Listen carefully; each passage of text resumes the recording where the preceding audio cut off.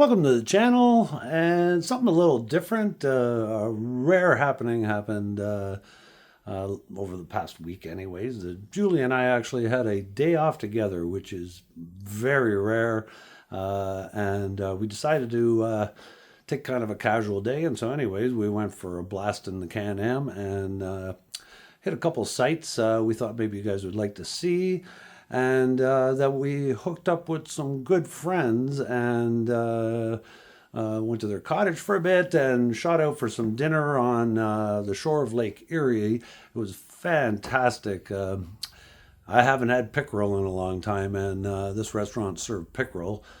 For our U.S. friends, that would be walleye, of course. And good friends gave me this too. Or are they good friends?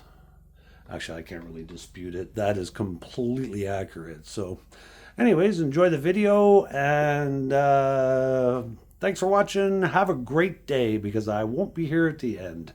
Take care.